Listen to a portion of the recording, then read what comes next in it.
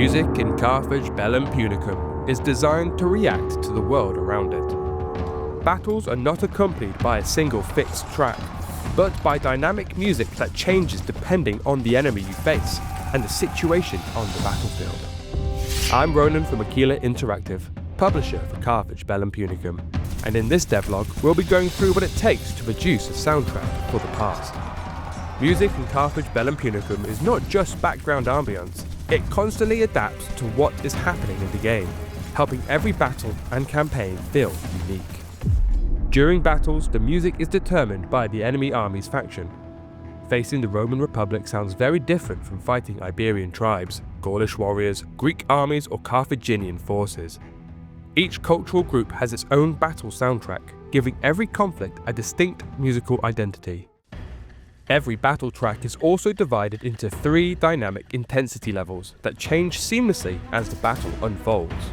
The first intensity plays as armies maneuver into position before the fighting begins. It builds anticipation as both sides prepare for the inevitable clash. Once combat starts, the music transitions to its second intensity, bringing more energy and tension to match the beginning of the engagement. Finally, when most units are locked in combat, the soundtrack reaches its highest intensity, delivering the full power of the battle and emphasizing the scale of the conflict. The campaign map follows a similar philosophy. Instead of depending on factions and their cultural groups, the music changes according to the region where the player's army is located. Exploring Iberia brings Iberian-inspired music, marching through Gaul introduces Celtic themes, Italy features Roman music, while North Africa is accompanied by Carthaginian-inspired compositions.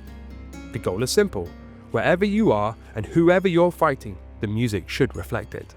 Creating a soundtrack that could represent a world more than 2,000 years ago was one of the biggest challenges of the project. To explain the ideas and inspirations behind the music, here are the words of Oscar Leites, the composer of the Carthage Bellum Punicum soundtrack. Before writing a single note of Carthage Bellum Punicum, I asked myself one question: what would a war that took place more than 2,000 years ago sound like? When we think about video game music, we usually think of memorable melodies. But to me, music has a much more important mission: to make you forget, if only for a few minutes, that you're sitting in front of a screen. That was one of my main goals when composing the soundtrack for Carthage Bellum Punicum.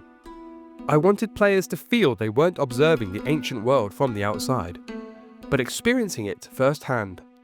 That as soon as the campaign begins, they stop being just a player and become a strategist, a general leading their people. That they feel the responsibility of protecting their civilization, conquering new lands, and writing a story that could have happened more than 2,000 years ago. The challenge was even greater because Carthage Bellum Punicum features a variety of civilizations, each with a very distinct personality. To achieve that level of immersion, the music had to convey the feeling of marching alongside an Iberian army, managing the resources gained after conquering a Greek city, or preparing for a long siege. Each civilization and each culture needed its own sonic identity. To achieve this, I built the soundtrack on 2 very different pillars. The first is the orchestra and percussion, whose role is to represent war. Low registers, dissonance, brass, and percussion created tension while conveying danger, uncertainty, and the feeling that every battle has consequences. At the same time, the orchestra speaks a musical language that feels familiar to modern players. It acts as a bridge between the present and the past, allowing me to combine a cinematic aesthetic with historical instruments to create music that immerses the player without distracting them from the game.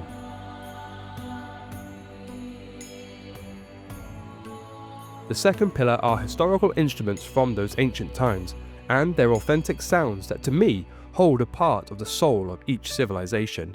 They give every faction its own personality, making it possible for players to recognize a culture within just a few seconds of hearing its music. To reinforce that feeling, I gave these instruments a wider reverberation, creating the impression that their sound has traveled for more than 2,000 years before finally reaching our ears.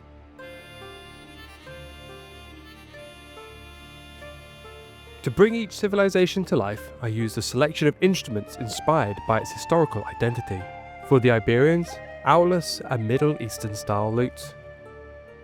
For the Greeks and Carthaginians, kithera, kamenchi, and other instruments from the Mediterranean tradition.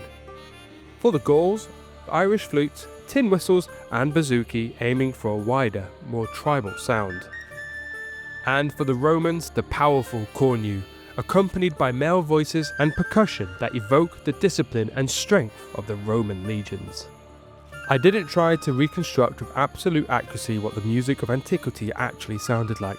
Historians, archaeologists, and outstanding documentaries already do that. What I truly wanted was to capture an emotion. What would it have felt like to hear an army on the march celebrate a victory or lay siege to a city more than 2,000 years ago? But if during a game the music makes you forget for just a moment that you're sitting in front of a screen and instead it makes you feel like you're part of that ancient world, then I'll have achieved exactly what I set out to do. Those were the words of composer Oscar Leites. We hope that when playing, the music helps you feel the weight of each decision, the tension before the battle, and the identity of the cultures that shaped this era. As usual, thank you all for your support. And if you haven't added Carthage Bellum Punicum to your Steam wishlist yet, now's a great time. Every wishlist helps us get the game in front of more players.